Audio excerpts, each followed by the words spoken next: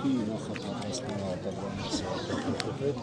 Ավդալյան Լանային։ Պարոն Ավդալյան, 4 օրը չի գործում ցեմենտի գործարան, ինչ հետևանքներ կունենա, որն է ձեր պահանջը։ Հետևանքը այն կլինի, որ մենք ունենանք ֆինանսական շատ լուրջ խնդիրներ, այս ամբողջ ժողովրդի անունից եմ ասում, հավաքվածները սաղ այդ բողոքնում են այդ խնդիրն ունեն։ Մեկ, երկրորդն էլ ասենք պատճառն ինչա, որ այս գործարանը այս պահին պալոմվել է ու սենց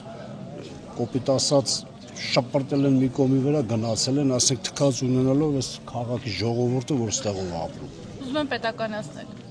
Այսինքն հիմքերը Վերադարձնել ժողովրդին, այդպես ասում է Նիկոլ Փաշինյանը։ ինչ որ այա, խիափակ, դա ինչ կապ ունի պետականացման հետ։ Դա պրոցես է, որը որ ոչ մեկ էլ ոչինչ չի կարա կանխագուշակի ու խոսա։ Ու դա հարց է։ Բայց այս մարդիկ օրական են կորցնում։ Բանկերին ունեն ապառիկներ, հիպոթեկներ, եսի մինչեր պետք է տան։ Որ բանկն եկավ չտվի օրը անցավ ժամկետանց, չէ՞։ Վարկային վատ պատմություն ու կյանքի ավելի բարդ պրոցես 1000 հոգու համար ու քաղաքի գյուղի ժողովուրդը ստեղել։ Հիմա մենք ինչ անենք։ Հեսա Ես վատ ապրող մարդ եմ, ամեն ամսի 15-ին մուծումներ ունեմ, ոստիկաններից բռնած, բանկերից դուրս եկած, հարկադիրներից հելած։ Հիմա ամսի 15-ին ով է իմ պատասխանը տալու ու ոնց։ Որ չենք աշխատող ավարտել։ Խոսում էին բռնատիրական երկրից, հիմա ավելի շատ բռնատիրական է։ Գալու եք իմ տեղը, ով է գալու իմ վարկերը մուծի, ոստիկանը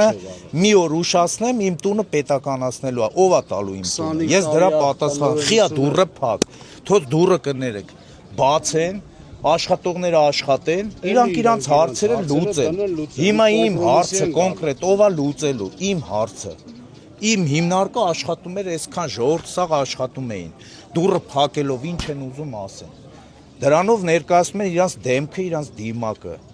Ժողովրդավարությունը տենց չի լինում։ Եթե ժողովրդավարությունն է, Հիսուսը, Աստվածը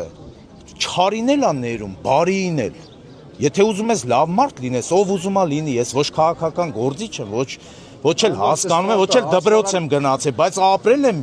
90-ական թվերից միջև այսօր իմ աշկերի դեմը հələ չի եղել մի հատ վարորդ քրեական պատասխանատվության ենթարկվի։ Էս ինչ քաղաք սարքիկ, էս ինչ երգիր։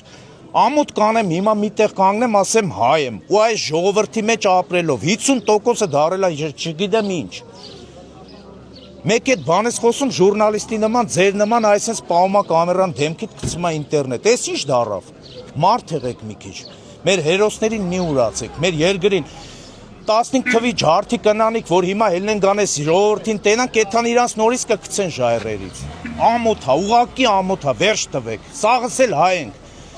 Ով ում համար է ապրում ստեղ, մեր հողի, մեր ջրի համար, ինձ համար կապ չունի, ով է, մարդ է։